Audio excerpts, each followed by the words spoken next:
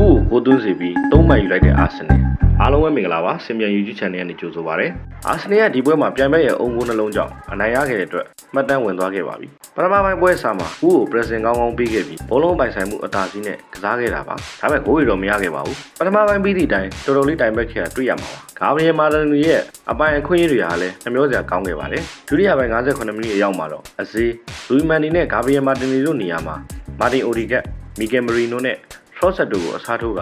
ကွင်းလယ်အချင်းပြောင်းနဲ့ game plan ပြောင်းပြီးကစားခဲ့တာပါဒါပေမဲ့ထိရောက်မှုမရှိဘဲ goal area မှာပဲဝဲလေတချင်းဆိုနေခဲ့တာပါပွဲချင်းမိနစ်90ရောက်တော့မှစိတ်မရှိတော့တဲ့ဆာကာလဲကော်နာကနေဂိုးတဲ့တစ်ခါတည်းထည့်ပါတော့တယ်ဘောလုံးကအချိုးနဲ့လိုသွားတာကြောင့်တိုင်ထိပြီးဘူးကိုဖန်ဂျွန်စတုန်းနဲ့ထိကဂိုးဝင်သွားခဲ့တာပါဒိုင်တွေရဲ့ OG ကိုဖြစ်တတ်မှတ်ခဲ့ပေမဲ့ဆာကာရဲ့ quality ဂိုးတကူလို့ပဲဆိုရမှာပါ82မိနစ်မှာတော့ခြေစွမ်းပြောင်းနေတဲ့ယောဂရက်ကိုထုတ်ခါဒိုင်ယာကတက်တာလာတဲ့ဂါဘရီယယ်ဂျေဆုကိုထည့်ပြီးတိုက်စစ်ဆင်ခဲ့ရပြန်ပါတယ်ကစားကွက်က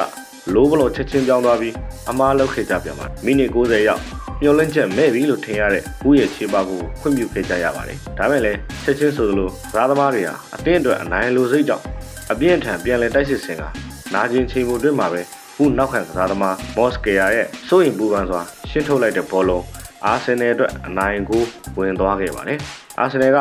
တန်သွင်းမှု16ချိန်ရှိခဲ့ပြီးနှစ်ကြိမ်သာဂိုးပေါက်တိတ်ခဲ့တာပါရတာတဲ့ဂိုးတွေကအုံကိုဆိုပေမဲ့ဆာကာရဲ့ quality assistant တွေကိုတော့မြင်တွေ့ခဲ့ကြရမှာပါအားလုံးပဲကျေးဇူးတင်ပါတယ်ခင်ဗျာနောက်ဗီဒီယိုမှာပြန်တွေ့ဖို့အတွက် subscribe လေးလုပ်ပေးတော့ပါအောင်နော်